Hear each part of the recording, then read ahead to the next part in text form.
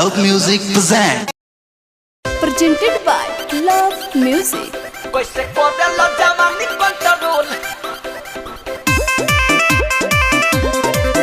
Queste cose lo chiamano in control.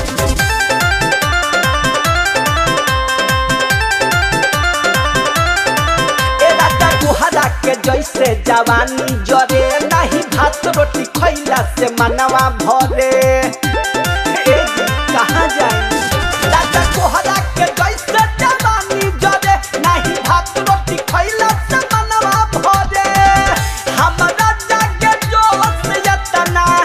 जागे कितना तहरा में कैसे कोवेलो जवानी कंट्रोल राजा जी जाके बहारा में कैसे कोवेलो जवानी कंट्रोल राजा जी जाके बहारा में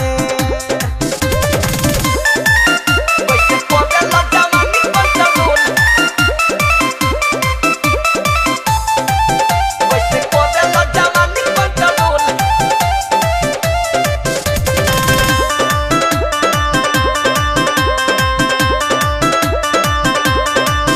बहे पुरुआ बयार देह देता ते उखाड़ काम करे नहीं दावा हो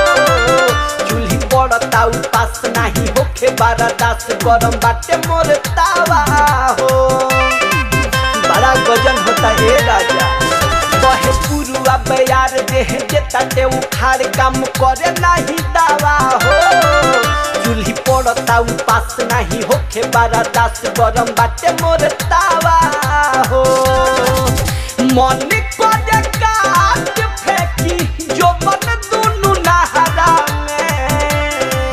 कैसे कोवेलो जवानी कंट्रोल राजा जी जाके बहारा में कैसे कोवेलो जवानी कंट्रोल राजा जी जाके बहारा में कैसे कोवेलो जवानी कंट्रोल कैसे कोवेलो जवानी कंट्रोल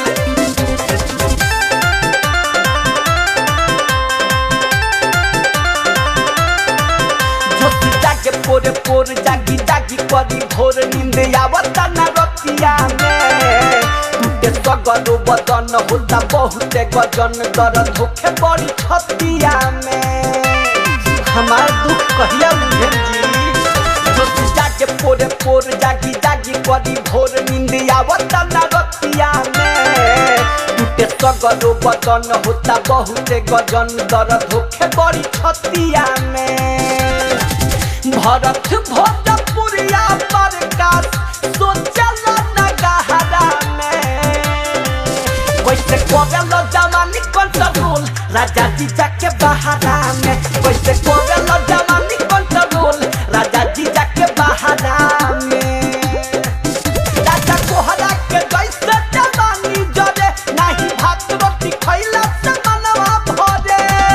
हमरा जागे जोश यतना